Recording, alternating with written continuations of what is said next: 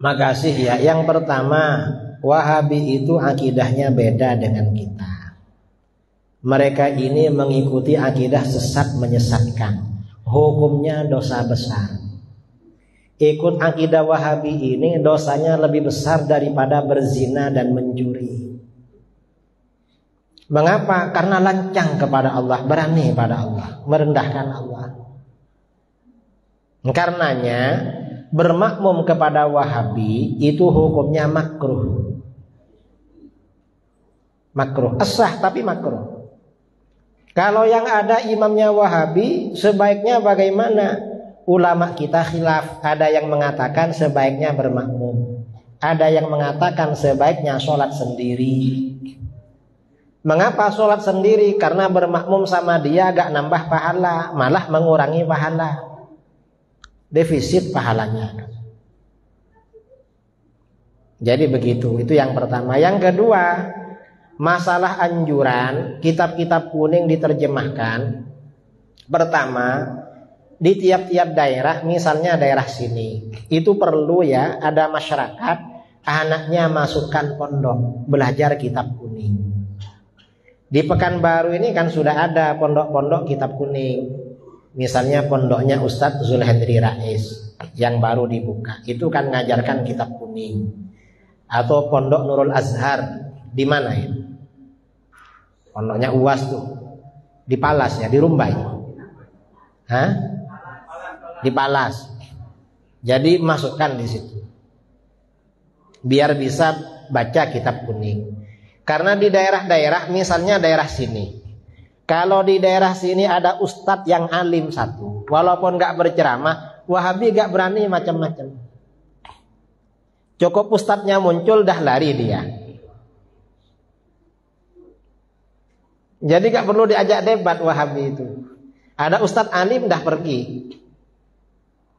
Kalau sampai gak ada orang alim, diintai, nanti diambil masjidnya. Kemudian yang kedua, masalah menerjemahkan kitab-kitab gundul ke dalam bahasa daerah. Ini sudah dilakukan sebenarnya. Bahkan kalau saudara ke toko buku di Jakarta atau di Surabaya, hampir semua kitab sudah ada terjemahannya. Terutama kitab-kitab kurikulum di pondok-pondok ada terjemahannya semua. Tinggal cari dan beli, itu aja. Cuma masyarakat kita ini kan bukan masyarakat baca. Masyarakat kita ini kebanyakan masyarakat pendengar. Kalau disuruh beli buku gak mau. Gak mau suruh beli. Kalau dikasih mau, tapi gak dibaca juga itu. Mau menerima buku dan siap tidak membaca. Itu masyarakat kita. Itu bukan yang awam. Yang ustadz-ustadz kadang malas baca buku itu. Apalagi yang biasa-biasa. Memang rendah memang semangat baca di negeri kita. Makanya sekarang ini ada toko buku besar, toko buku Gunung Agung. Itu mau ditutup. Toko buku terbesar pertama kan Gunung Agung, lalu Gramedia. Ini sebelum ada Gramedia. Ini kan punyanya Cina mu'allaf, namanya Haji Masagung. Mengapa toko buku besar ini ditutup? Ini pertanda bangsa kita memang sudah gak baca buku. Baca apa? Sekarang ini lihat HP sekarang itu. Ini pertanyaan pertama ya, wallahu a'lam. Pertanyaan kedua, terakhir. Bapak-bapak itu belakang, yang ibu-ibu gak ada.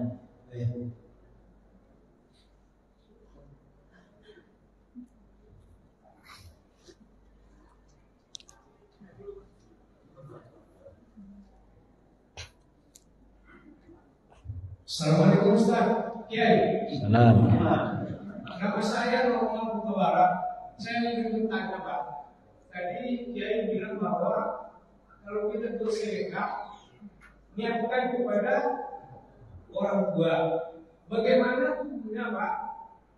Kita bersedekah, kita niatkan kepada orang tua atau berdoa lah, khususnya doa berjamaah itu karena Rabbana Rabbikirli apakah itu sampai karena orang tua kita meninggal dalam keadaan kafir Pak?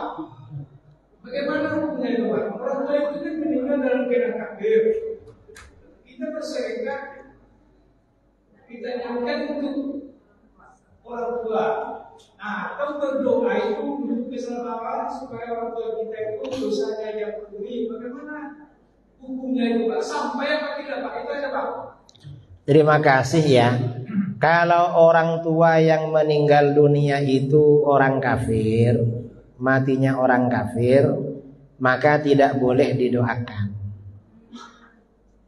Dan tidak boleh bersedekah untuk dia karena tidak sampai.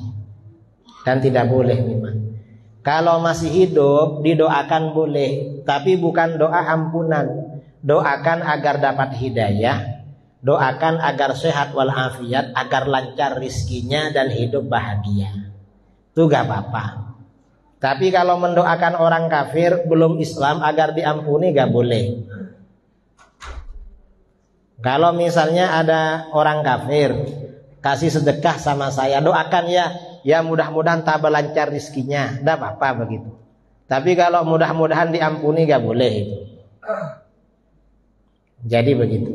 Karena khususnya saya Pak ketepatan memang saya malam.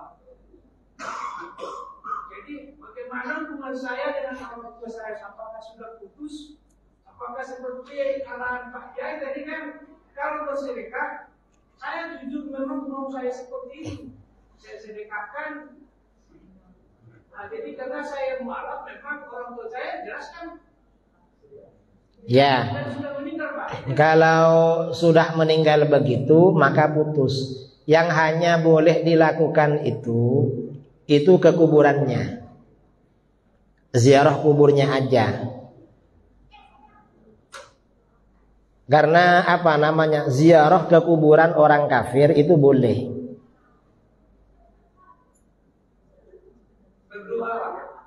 Ya, bukan mendoakan, datang aja.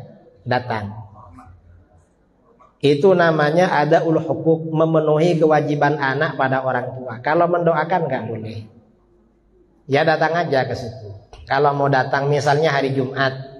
Karena kalau hari Jumat orang kafir itu lagi libur dari siksa.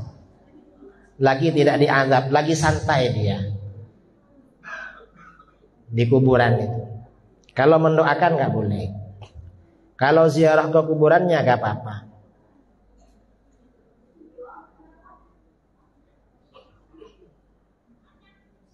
Sudah ya? Tidak perlu kita aminkan kepada kita kan ini habis sholat. Ya aminkan untuk orang tuanya yang lain aja. Amin untuk orang tua kalian. Saya gak bisa, gitu aja dalam hati. Atau untuk orang tua atasnya yang muslim. Siapa? Nabi Adam dan Nabi Nuh. Kan orang tua kita juga itu.